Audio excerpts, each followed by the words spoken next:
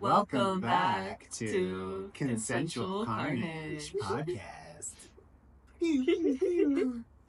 For those of you who are just joining us, my name is Maxwell Fierce. My pronouns are they, them, and this is my co-host, Bats, and I'm using all pronouns, but if you use they, them, so wet.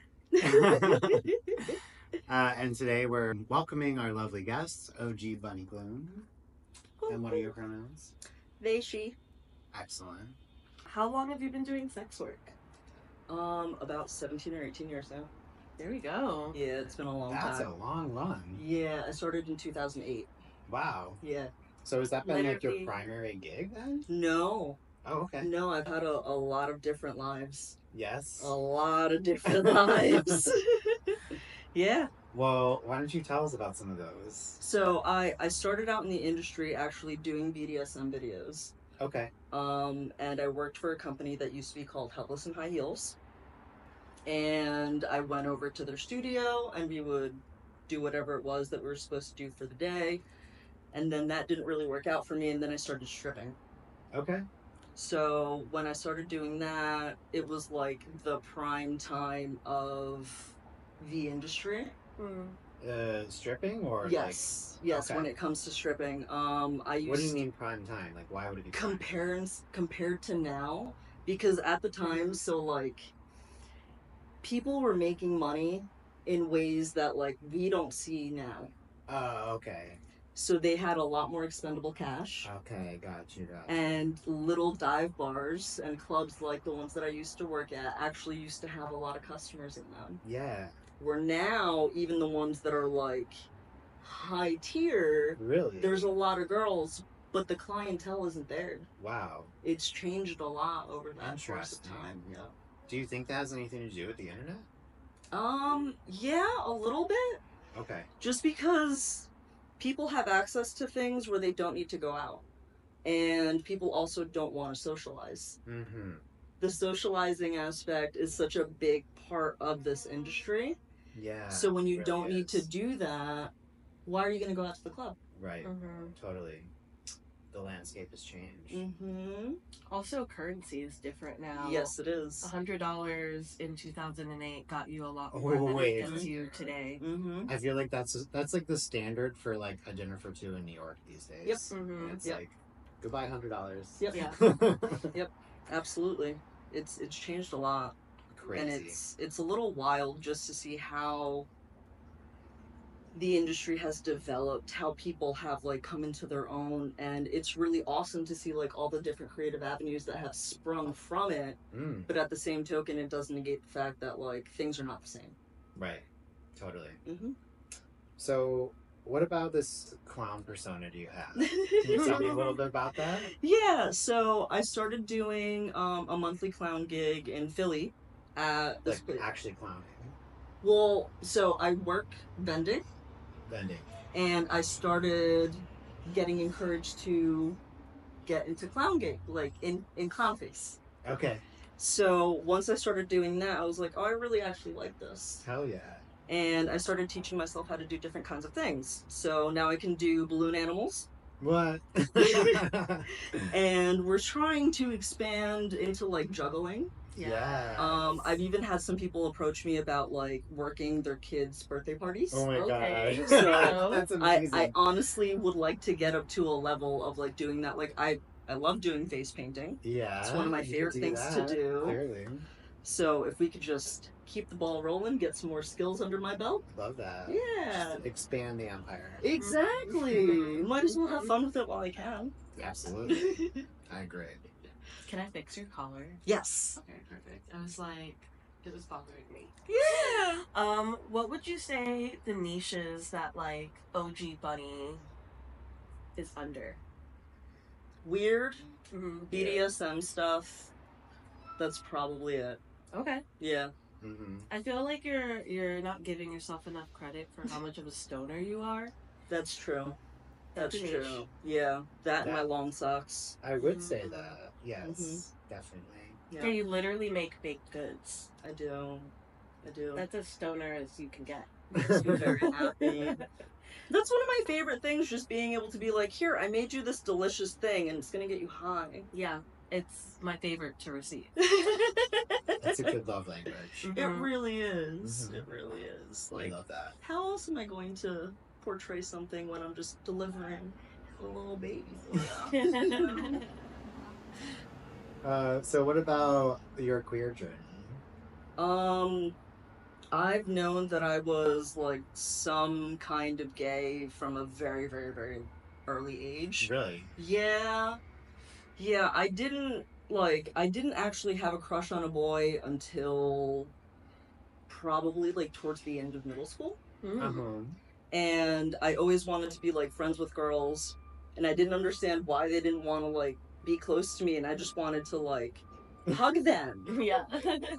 And even when I was like, I want to say like towards the end of middle school, I had a friend where we were both very obviously like queer. So we would dress up as boys. Oh, yeah. We would draw What? little mustaches. Yeah. I love that. Put on like the most masculine things that we could put on. Uh-huh. Go to the mall and try to hit on girls. That's I love awesome. that. Honestly, I wish I was doing that in middle school. It was a lot of fun. It was a lot of fun. Actually kind of reminds me of something that I did, but like the Yeah. opposite. Okay. Where a friend of mine and I, in high school, I think it was, we dressed up as Catholic schoolgirls and we went to my friend's Catholic school Nice. during a time when they were having like in a, what is it called? Like a Assembly. meeting. Assembly, yes, thank you. So we just like snuck in and sat down in the assembly. Like, hi, like going like with our drag voice. And we got all the way in. Like we got in the assembly, we got to sit down in the assembly. Okay. And like 10 minutes in, one of the teachers came over and they're like, you're not supposed to be. It's like, actually, I belong here. Right. You're the one. That was definitely a clear sign, like in the early years. Yeah. Yeah.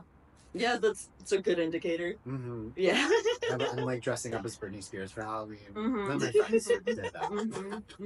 You were That sounds having a like good an time. awesome get up though. It was great. Yeah. Although, as a 16-year-old boy dressed up as Britney Spears, I got some interesting attention. Oh, I'm sure. I'm sure. Mhm. Damn. Yeah. I'm a little jealous. How long have you been dancing for? So I started in 2008, Mm-hmm. and Did you have any practice like before 2008, or did you go in blind? I went in blind. I had a friend that was a stripper, who was my boyfriend at the time's sister. Okay. So I went in with her, except I was expecting, this is my friend, she's going to like show me the ropes. No, it was just like being thrown into the lion's den. Mm-hmm. I was freshly 18. I had no idea what boundaries were. I didn't know what consent was. I didn't know how to act sexy. I didn't know how to walk in heels. Right. How to like portray sensuality. Mm-hmm. I was like such a little boy. Yeah. Right. Like I had no idea what the fuck I was doing. And when I first like started at the strip club, I started bartending. And then I went into stripping afterwards. And it was just insane to like figure out. I didn't start learning how to like actually do things on the pole until like 3 or 4 years ago. Wow. Yeah. That goes to show you also like how many dancers can get away with like no real formal training. It's just more of like, what are you selling? I kind of feel like that's like across the board in sex work. Like, you kind of have to like go from like 0 to 100. Yep. Very quickly. Yeah, you have to learn. Yeah. And if you don't want to learn, then you're not meant for the industry. I mean, it's kind of... Yeah, pretty much. That's it. Mm-hmm. It's kind of like a fake it till you make it thing. Oh, absolutely. Absolutely. With a lot of learning. Yeah. Mm-hmm. A lot of lessons. Yeah. So, can you tell us a little bit about your immigration story? So, I was actually born in the States. Okay. My parents came over a little bit, like, around a year before I was born. And I primarily, like, grew up in a predominantly Hispanic area. I didn't really, like, I learned English through the TV. Because my parents didn't speak a lick of English. Wow. They didn't know how to teach me. I went to a bilingual preschool where everyone pretty much just spoke Spanish. Okay. So when I So first... you didn't have to know. No. Yeah. So when I first actually, like, went to a school where it was English, I had a lot of difficulty. Yeah.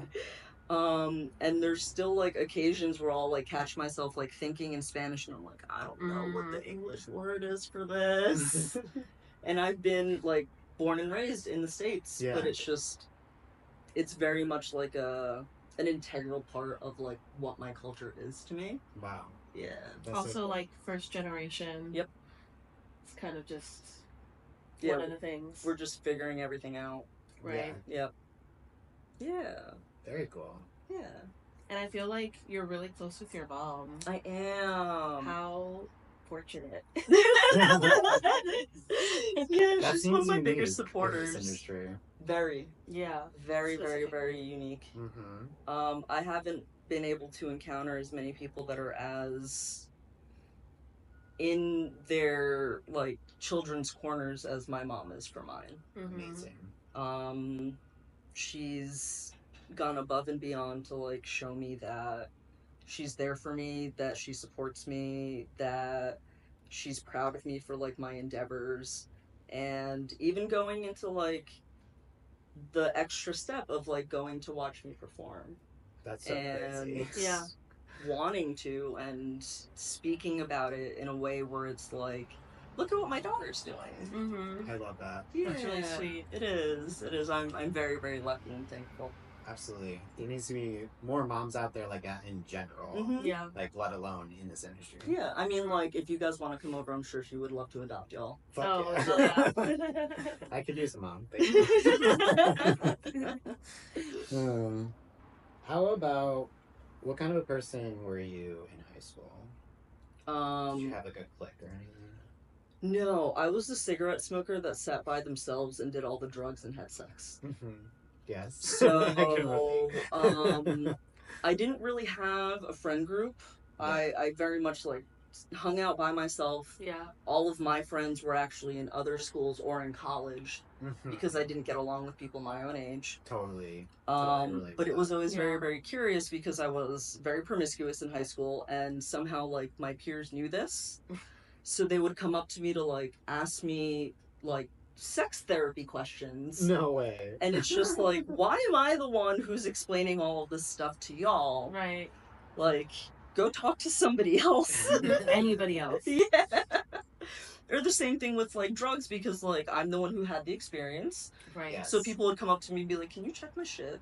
It's like, okay, I'll help you out.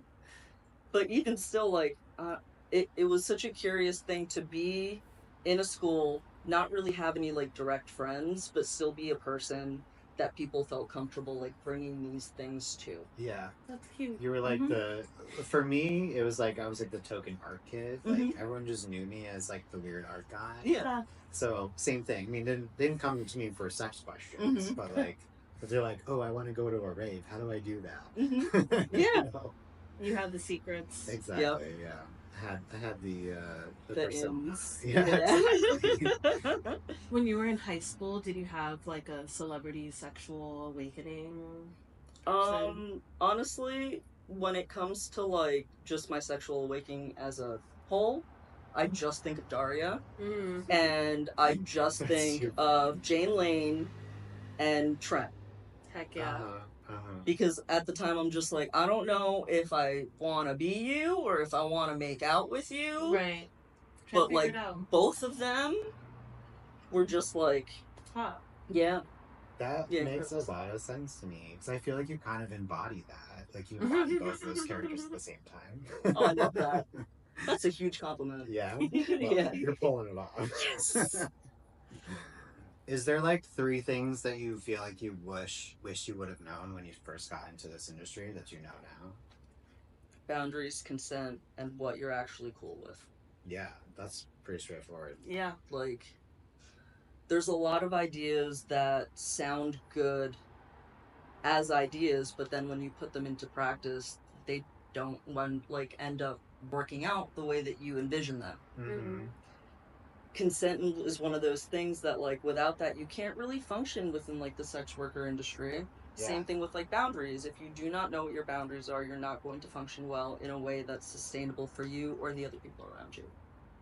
Micro. So, yeah. If I would have at least like gone into it with more information, I definitely would have been better off in the beginning. And also just like learned how to manage the finances that go along with it, because it can be such fast money that if you're not smart about it, it's almost as if you didn't work. Goes all out the window. Yeah. Absolutely.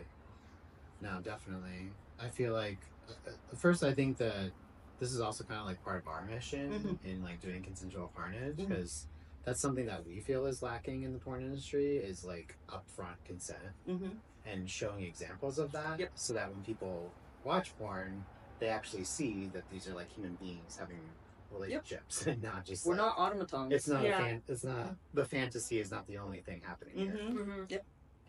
That's great. Love that. Do you have a proudest moment in your entire career?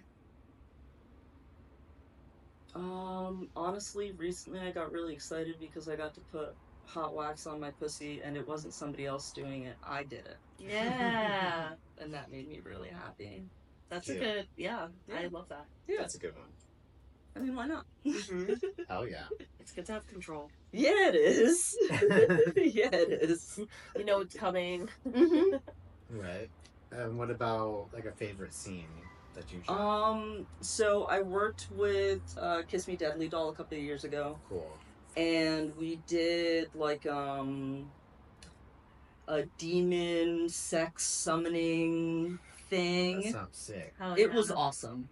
Hell yeah. And it made me really, really happy just because of everything that was like involved in it. It's just like, this is weird, this is dark, this is like somewhat religious. Oh yeah, they have just religious. Yeah, it just checked off a lot of boxes. Yeah, that's so cool. And it's still like one of the favorite things that like I've made.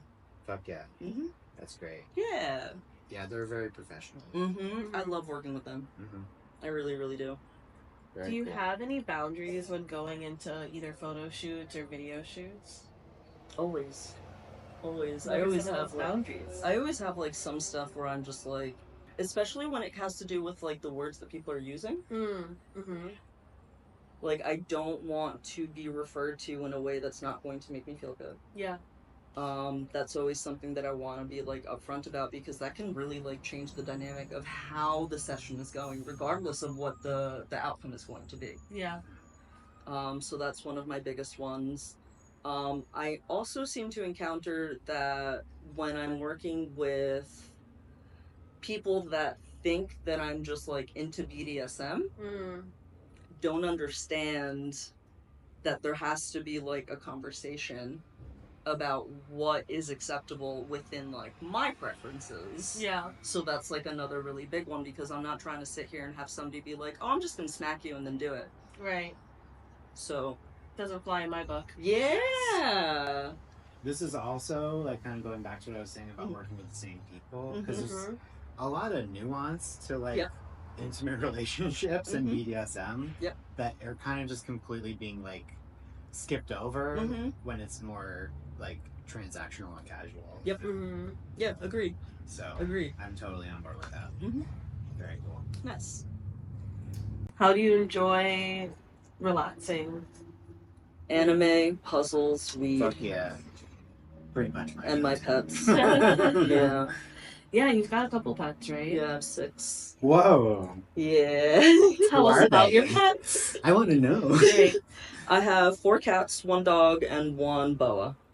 Cool. My boa is about like 9.5 feet long. He weighs like 30 pounds. Okay. That's so cool. Yeah, he's a big boy. Is that a lot of work to do? To like no, he's the lowest maintenance animal that I have. Really? Wow. Yes. Is that because they just pretty much sit around? Well, you got to think about this. Their digestive system and the way that they like do things is a lot slower. So like they eat twice a month. Wow. Not bad. Use the bathroom about the same. Less work than a plane. Exactly. Yeah. Like I just have to have fresh water for him, make sure that like his heater's on. He has a greenhouse that's like from like that pink back. Wow. Like that size, yeah. Like a whole room. Okay, he's basically. chilling. Yes. Yes. That's sick. Yeah. Yeah, I've had him for a really long time. He's a good boy. Eventually I would like to incorporate him in like clowny things because sideshow acts have snakes. Yeah, they do. Totally. I was gonna ask if you ever used him for content because I that looks haven't. great. Like, him up. I really want to. That's like one of the things that I want to work on. It's also just like I don't want to use him as just a display. Yeah. That's fair, yeah. Because a lot of people don't understand that when it comes to exotics, they do have different requirements. And I don't want to perpetuate people going out and being like, that's pretty, I want one. I don't know how to take care of this. Yeah. Right, yeah. Totally. Like, I've had a lot of experience. He's going to be 20 soon. So I've had him for a really long time. They could live until like their late 20s, like early 30s in captivity. Wow. Yeah. He's getting up there then. Yeah. Old man. Old boy. Yeah, it's good stuff. Very But cute. I love that. then I have a dog that's a rescue, and he's a pit mix, and he doesn't understand what he is because that boy is a pony. Okay. He's just a pony. And then there's 4 cats, all of them are rescues, and it's a good little life to go home to. Yeah, for sure. It makes me very, very happy. Yeah, you got the fluffers. Yeah. Makes me super happy. I recently lost a cat. I mean, not like recent, but in this past year. And so I'm kind of like devoid of fluffer men in my life.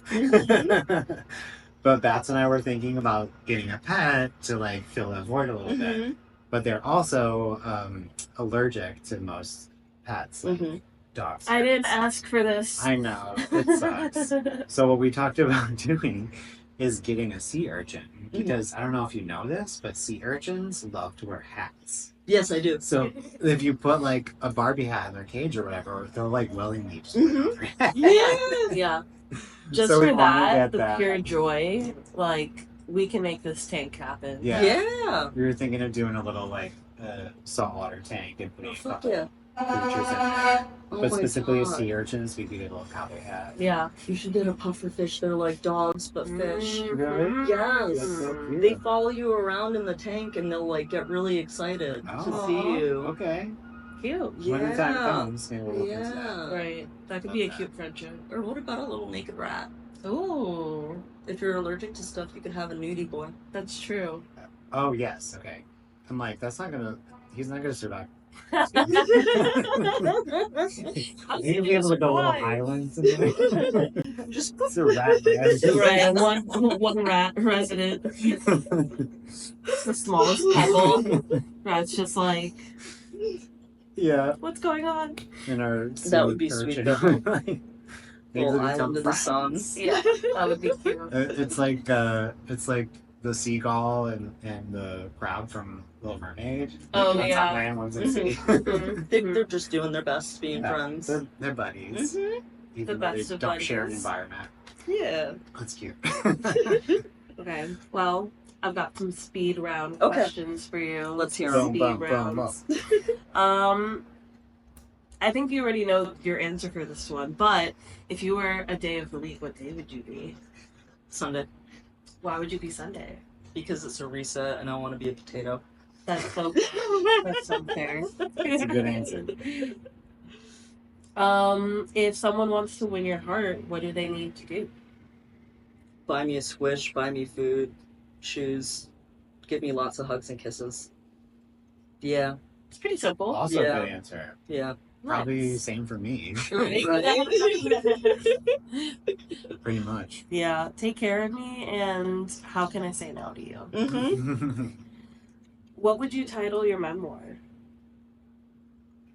Don't try this twice. Ooh, That's don't try good. this twice. Okay. Do you have any favorite brands for lingerie or just clothes? Yeah, so I really, really like organic underwear. And there's a maker that's based out of Portland that designs their own underwear, and Their company is called Hot Mango Undies. Ooh. So I love them. And then there's also a maker based out of Greece called Lethe Intimates. Okay. Also, like, handmade, beautiful stuff. It's a little hard for me to find things that, like, adorn me properly. Yeah. But both of those companies, like, work with your sizing and also just have things for people that are a little bit more inclusive. Heck yeah. I love that. I'm gonna have to look them both up. Oh yeah. I'll send you a link. Yeah, you're killing this. Is there anything that you're weirdly attracted to? Yes. I love gap teeth and crooked teeth. Oh, hell yeah. I'm obsessed with them. They are some of my favorite things. When people are like missing teeth like in this section, yeah, specifically. it's the cutest thing. Like the one that happens when you get punched in the face. Yes. The one. Yes. Like generally like between like the canine and like right here. Yeah. I just like that little like gap, and especially because you can only see it when they smile. True. And that's what makes it cuter. I get it. I like that. That is cute. Where's the hottest place that you've had sex? The church. Inside the church? Yeah, I fucked in 3 different churches. Ooh, 3 different churches. Yeah. 3 different times of days too. Yes. Okay. Yes. I went on 3 a different church. people. No. Okay. Unfortunately, I tried my best though. Right. I mean, 3 churches. I went on a church retreat with an ex-boyfriend of mine. I'm not religious. What's a church retreat? I wasn't paying attention. I was just there for the adventure. Okay. So they went and like did things. I pretty much just like wandered around because I wasn't like part of their whatever thing. Okay, I see. And we stayed in churches. So I got the opportunity to have sex in a bunch of churches. Nice. hell yeah. Okay. Yeah. I love that. Yeah. Shout out to church retreats. Mm-hmm. Yeah. And then, what's your favorite meal? That's a tough one. I know. I just added that one. Can I do 2? Sure. Mm-hmm. Pizza and tacos. Classic. Very classic. Sometimes I make my pizzas into tacos when they have like stuff on it, and then the way I eat it is just like it's just a fat pizza taco. Yeah, 1000%. That's why I love pizza with toppings. Oh my god, no pizza. Oh, that sounds so good. You're halfway there. All right. Well, those are all of my questions. Okay. Cool. Awesome. Yeah, that was a good time. Yeah. Okay. Till next time, this was Consensual Carnage Podcast. Okay,